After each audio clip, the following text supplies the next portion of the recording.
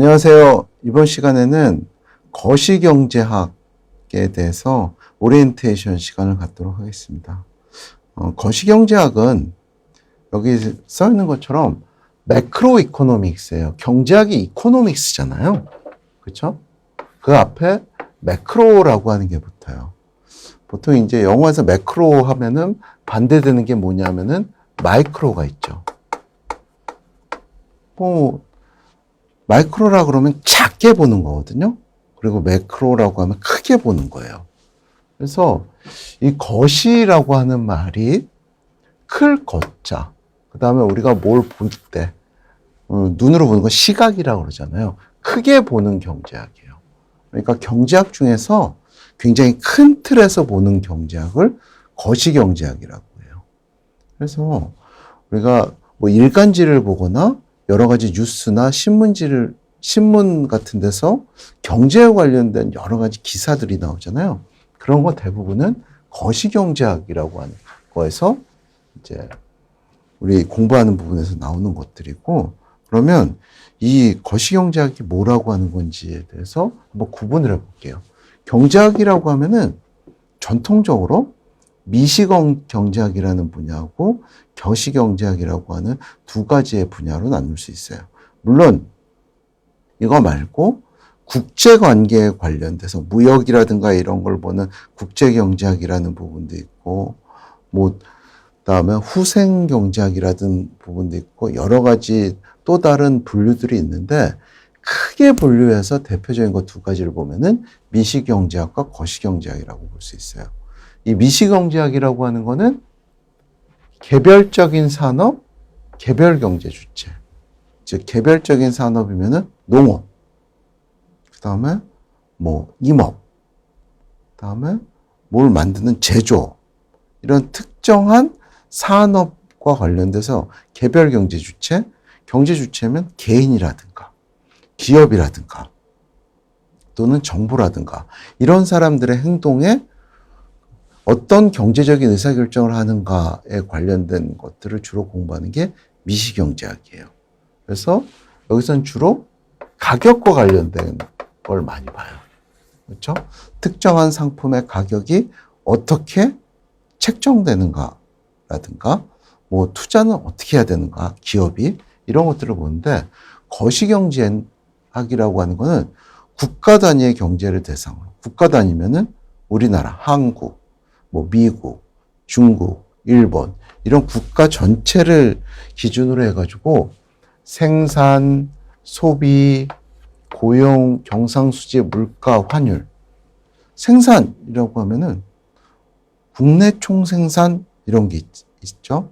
우리가 약자로 많이 얘기하는 게 GDP라는 거거든요. GDP. 그다음에 소비. 그러면은 어떤 여러 가지 물건에 대해서 내가 실제로 지출을 하고 하는 소비라든가.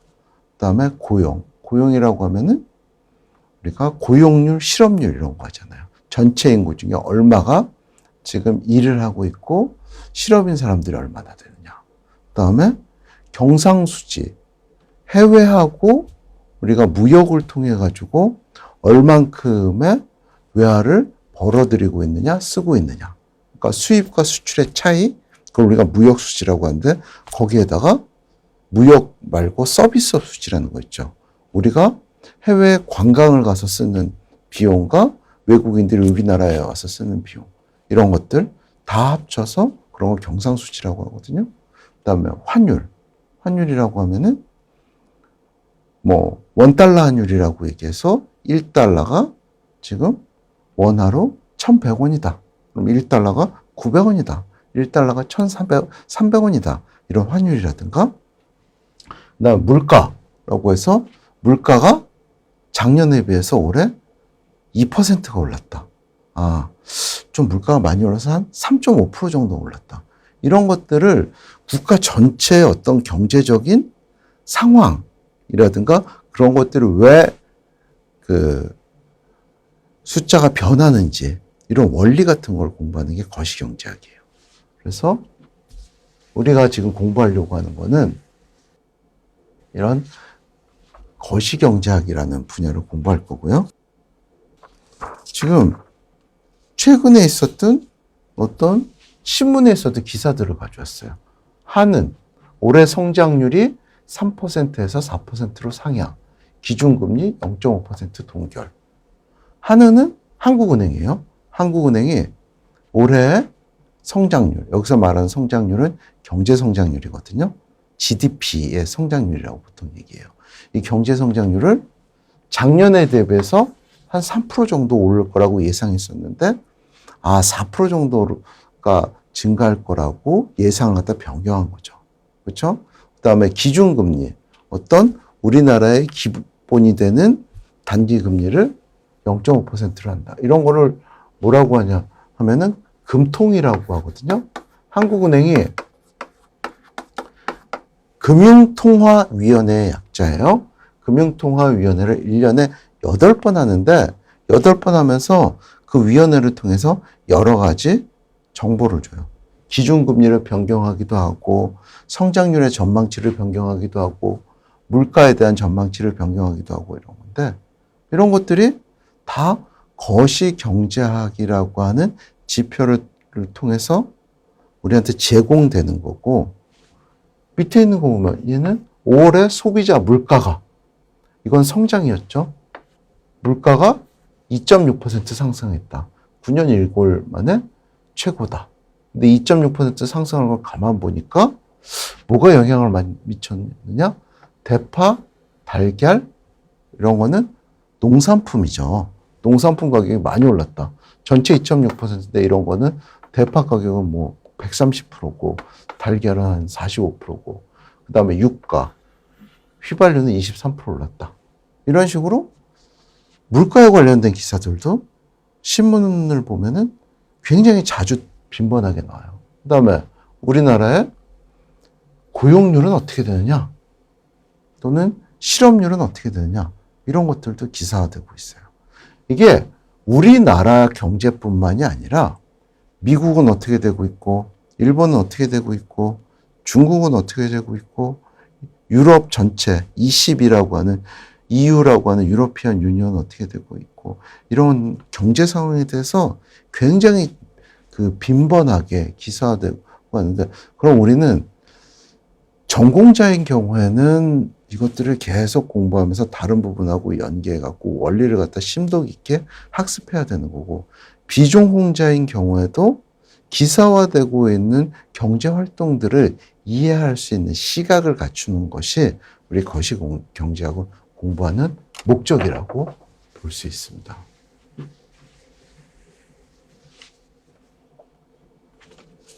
그래서 과목의 목적을 정리했는데, 이렇게 정리했어요. 한 4가지 정도로 정리했는데, 국민소득, 물가, 실업, 대외교역 이런 것 등 국민경제를 이루는 주요 변수의 개념, 정의, 측정 방법과 변수들 간의 상호관계를 학습한다.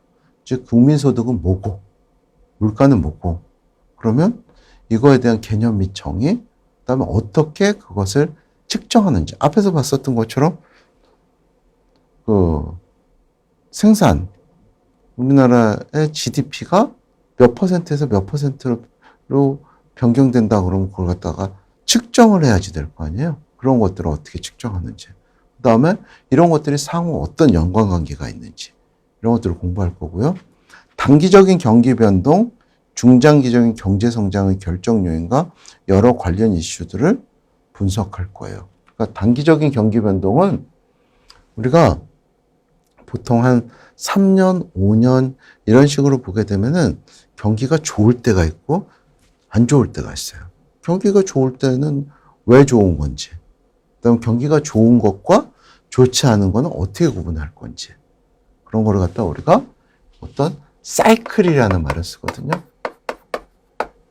사이클이 보면은 이렇게 보면은 나눠 보면은 이렇게는 경기가 하강하는 거고 내려가는 거고, 이렇게는 경기가 상승하는 거예요. 이렇게 2개로 나눌 수도 있고, 어디에서는 여기는 회복, 성장, 그다음에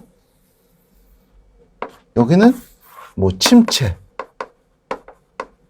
여기는 둔화 이렇게 나누기도 하거든요. 그러니까 여기를 회복, 성장, 회복, 성장, 둔화, 침체 4개로 나누기도 하고 하강, 상승 이런 경기 사이클 이런 게 단기적인 경기 변동. 중장기적으로 경제 성장이라고 하면은 경제가 우리나라는 어떻게 변하고 있냐면은 한 1960년대부터 시작해갖고 경제개발 5개년 계획이라는 게 나오고 그리고 이제 1950년대 한국전쟁이 있고 그 다음부터 경제가 그 당시에 이제 해방 이후에 한국전쟁 겪으면서는 사실 경제활동이 제대로 이루어지지 않았고 한 1960년대부터 본격적으로 경제성장이 일어났는데 우리나라가 1960년대, 70년대, 80년대는 막 두 자릿수로 성장했어요. 10% 이상. 그리고 90년대, 2000년대가 들어오면서 우리나라도 개발도상국이 아니라 좀 중진국 정도로 들어오면서 성장률이 좀 꺾이고 요즘에는 우리나라 평균 성장률을 보면 한 3% 정도대, 5% 미만으로 보고 있거든요. 연평균. 그런 중장기적으로 국가가 발전하면서 성장이 어떻게 이루어지고 있는지 이런 것들에 대해서도 공부할 거고요.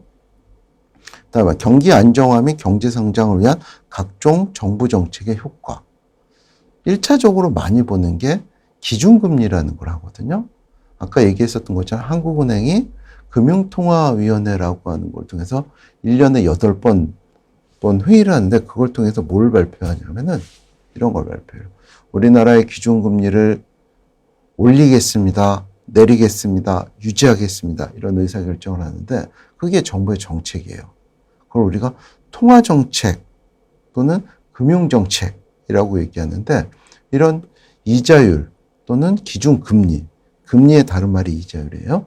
기준금리를 결정하는 거라든가 아니면 뭐 미국이라든가 또는 일본이라든가 유럽 같은 경우에는 뭐도 하냐면은 통화정책에서 어떤 국채를 사들이면서 돈을 갖다가 풀거나 아니면 돈을 좀 중앙은행이 흡수하거나 즉 돈을 갖다가 팽창시키거나 아니면은 수축시키거나 이런 활동들을 하거든요. 이런 정책들 이런 것들에 대해서도 공부를 할 거고 그 다음에 마지막으로 이게 정부 정책 경제라고 하는 게 이제는 글로벌하게 다 연결이 돼 있잖아요.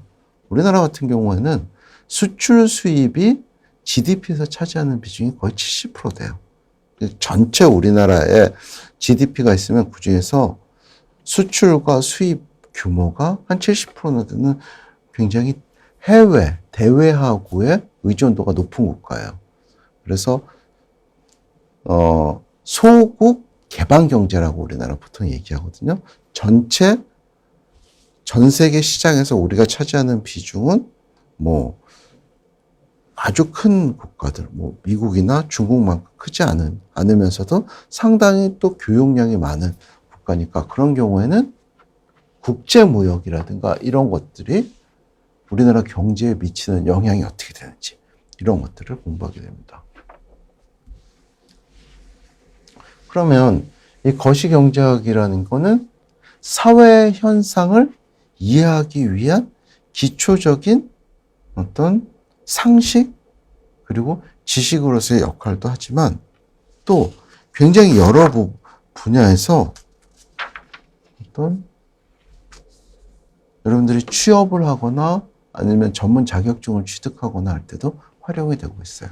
물론 거시경제학을 배우려면 기본적으로 경제학 원론이라고 하는 과목을 선수 과목으로 들어야 하고 경우에 따라서는 이제 미시경제학적인 지식이 필요하기도 한데 그 부분은 최근에는 약간 분리해서 미시경제학을 선수 과목으로 들어도 되지만 그렇지 않고 거시경제학과 동시에 공부하거나 아니면 거시경제학을 따로 공부해도 이해하는 데 크게 어려움은 없을 거예요. 그렇지만 경제학 원론이라고 하는 과목은 선수 과목으로 들어야 되고 그다음에 우리가 이 경제학 거시경제학 과목이 5급 공무원, 7급 공무원이라고 우리 이제 고시라고 하는 부분이라든가 이런 데서도 다 포함되어 있고 공인회계사라든가 이런 자격증 그다음에 그거 이외에 우리 금융 전문 자격증 있잖아요. 증권회사라든가 자산운용사라든가 뭐 이런데 취업하고자 하는 학생들 같은 경우에 필요한 투자자산운용사라든가 또는 CFA라든가 이런 자격증을 취득하기 위해서도 그 수험 과목으로 포함되어 있습니다. 그러면 어떻게 지금 공부를 할 거냐? 전체적으로 큰 그림상에서 보면은 한 5개 정도로 나누어서 그 공부를 할 거예요. 먼저 서론 부분은 조금 소프트하게 우리가 거시경제학이 뭔지 좀 개념을 이해하기 위한 챕터를 하나 넣고요. 그게 과학으로서의 거시경제학이라는 거고, 그다음에 거시경제학의 자료. 거시경제학이 여러 가지 이제 숫자나 그래프를 통해서 얘기를 하는데 그런 숫자나 그래프들이 어떤 것들인지에 대해서 그 2번째 시간에 얘기를 할 거고요. 그다음에 크게 보면은 고전파와 경기순환이론이라고 해서 2가지로 나눌 수 있어요. 고전파라고 하면은 아담 스미스라고 하는 분이 예전에 국부론이라고 하는 책을 갖다 썼고, 그게 어떻게 보면 최초의 경제 교과서라고 볼 수 있는데, 이 아담 스미스의 국부론 이후에 나왔었던 이 고전파와 관련된 그 어떤 내용들을 갖다 쭉 공부할 거예요. 이게 뭐 국민소득, 화폐제도, 인플레이션, 개방경제, 실업, 노동시장 이런 얘기들을 할 거고, 이거와 대비해서 그 케인즈라고 하는 경제학자가 있어요. 이 케인즈라고 하는 경제학자 이후에 그 어떤 케인즈의 경제학과 관련된 이론들을 갖다 더욱 발전시킨 사람들을 우리가 고전학파에 대비해서 케인지안이라고 부르거든요. 이 케인지안들이 가지고 있었던 그 이후에 발전되었던 여러 가지 내용들을 우리가 공부할 거예요. 이게 ISLM 모형의 도출부터 해서 이런 부분들이고, 구분을 해보면은 고전파 이론은 좀 장기적으로 본 경제. 즉, 경제가 장기적으로 봤을 때 어떤 균형으로 돌아온다라고 하는 관점에서 배우는 게 고전파 이론이고, 그거 말고 단기적으로 경기가 어떻게 변동되냐라고 하는 거를 보는 게 경기순환 이론이에요. 이렇게 2가지가 있고, 그 중간에 우리가 성장 이론이라고 해갖고 아주 길게 봤을 때, 여기서 이제 장기적과 단기적인데 그거보다 훨씬 더 길게 본 거. 즉, 세대 정도. 세대라고 하면은 경제학에서 세대는 보통 30년을 얘기해요. 우리 부모 세대, 그다음에 우리 세대, 우리 자식 세대 이렇게 나누면 한 30년 정도로 나누거든요. 그러면 이렇게 이 길게 봤을 때 경제학적인 의미에서의 어떤 성장이 어떻게 이루어지는가를 갖다 공부하는 게 성장 이론이에요. 그러니까 좀 개요 부분에서 좀 소프트한 주제들을 할 거고, 그다음에 고전학파에 대한 이론을 배울 거고, 그다음에 그 성장에 관련된 이론, 좀 초장기적으로 본 거, 그다음에 경기의 변동이라고 하는 걸 할 거고, 그다음에 마지막으로 거시경제 이론의 정책의 논제라고 해갖고, 여기서는 이 경제 정책들, 우리가 그 중앙은행, 즉 한국은행이라든가 미국 같은 경우에 우리가 페드라고도 부르고 FRB라고도 부르거든요. 이런 해외 중앙은행들이 여러 가지 정책을 갖다가 펼친데 이런 것들이 실제로 어떤 영향을 갖다 미치고 있는지, 그다음에 중앙은행뿐만이 아니라 우리나라 보면 기재부라고 있잖아요. 기획재정부에서 뭐 예산도 짜고, 그렇죠? 국가 예산도 만들고, 그다음에 굉장히 많은 여러 가지 다양한 투자도 하고, 그다음에 조세도 결정하잖아요. 국회에서 보면 소득세, 우리 개인에게 소득세라든가 아니면 법인세라고 해서 기업이 이익에 대해서 나온 세금, 이런 것들을 전체적인 어떤 정책들이 우리의 경제에 어떤 영향을 미치는지 이런 것들을 갖다가 공부하게 되고, 이렇게 5가지 내용이 크게 이제 진행될 거고요.